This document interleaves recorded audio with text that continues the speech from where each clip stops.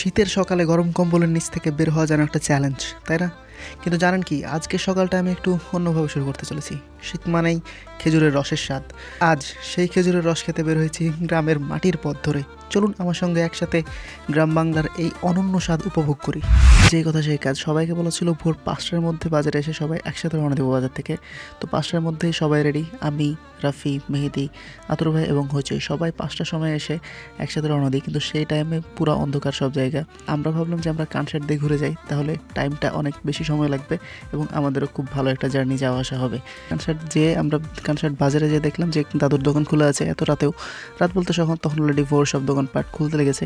এখানে রাফি এবং আতর ভাইয়ের অবস্থা দেখে মনে হচ্ছে বহু যুগ পর তাদের দেখা হয়েছে, এরকম একটা অবস্থা। যাই হোক, তো সেখানে আমরা সবাই মিলে নেমে দেন চাটা খেয়ে আবার রওনা দিলাম সেই আমাদের গন্তব্যে। তবে ভাই, এই রাস্তা এবং এই যে জার্নি এই ঠান্ডার মধ্যে, এটা জাস্ট ফিল করার মতো। অলরাইট গাইস, আমরা এখন আছি গোমস্তাপুর ব্রিজে। আমাদের হইতে পারছে এখন সকাল 6:30, আর এখন এই কুয়াশাচ্ছন্ন এই শীতের সকালে বেরিয়ে পড়েছি সবাই মিলে। আমার সাথে আছে মেহেদি, এবারে আছে আদর ভাই, এখানে আমাদের নতুন গেস্ট আছে রাফি, আর ওখানে আছে হইচই। তো যাই আমরা রওনা দিই।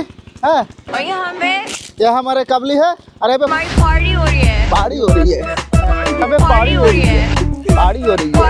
पार्टी हो रही है। और ये हमारी पार्टी और यहाँ पे তোমার নাম কি? খাদিজা। ও হুমায়রা খাতুন খেজুরের রস খেয়েছো তুমি আজকে? করে দেখুন, শীতের সকালের এই পরিবেশটা একদম জাদুকরী। কুয়াশায় ঢাকা গাছপালা, চারিদিকে পাখির কিচিরমিচির, আর দূরে দেখা যাচ্ছে খেজুরের গাছের সারি।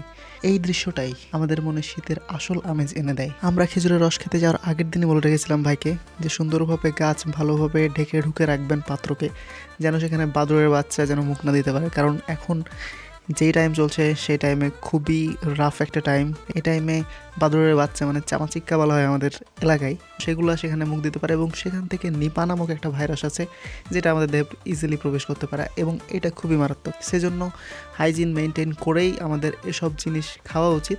এই টাইমটা এখন খুবই জোস একটা টাইম। সকাল সকাল শুধু কুয়াশার একটা ভাইব আসছে এবং এই শীতের সকালে ঠান্ডা ঠান্ডা খেজুরের রস। ও এর মধ্যে এটা ফ্রেশ।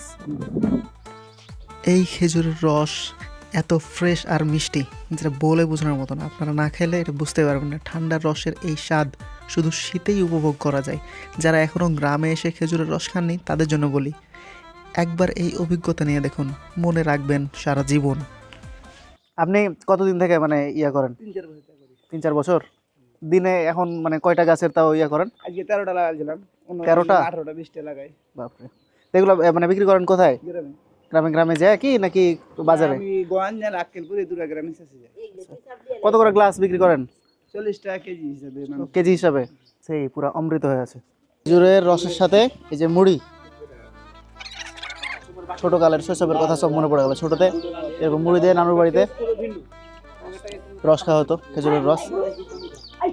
সকালবেলা শীতের সকালে যদি এই খেজুরের রস আর এই মুড়ি যদি না খাওয়া হয় তাহলে মানে পুরো উইন্টারে বৃথা, পুরো শীতের সিজনে বৃথা। ইনাদের বাড়ি আমরা ফার্স্ট টাইম এসেছি, তবুও ইনারা এত ভালোভাবে আমাদের অতিথি আপ্যায়ন করলো যেটা আসলে আমরা শহরেও পাই না। বেসিক্যালি গ্রামের মানুষ অতিথি আপ্যায়ন খুব ভালো পারে। সরি, ভুল ভিডিওর সাথে ভুল ভয়েস ওভার অ্যাটাচ হয়ে গেছে। Let's begin with right track. यहाँ पे हमारी पार्टी हो रही है। और हमारी पार्टी हो रही है। শিখেছো কার কাছে রাফি?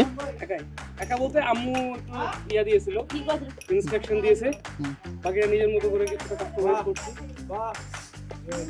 আর একটু বড় হলে উল্টে পড়ে যাবে মানে।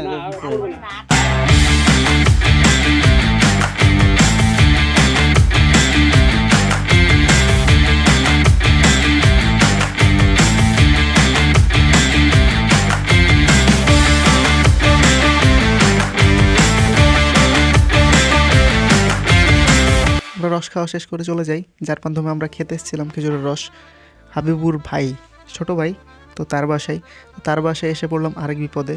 আন্টি তো আমাদের না খাইয়ে দিয়ে পাঠাবেই না, খাবো না, তারপরও পেট লোড।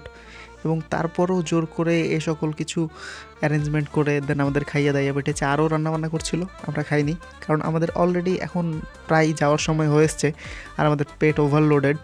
আজকের দিনটা আমার জন্য সত্যিই বিশেষ। শীতের সকালে খেজুরের রসের এই অভিজ্ঞতা একদম অনন্য।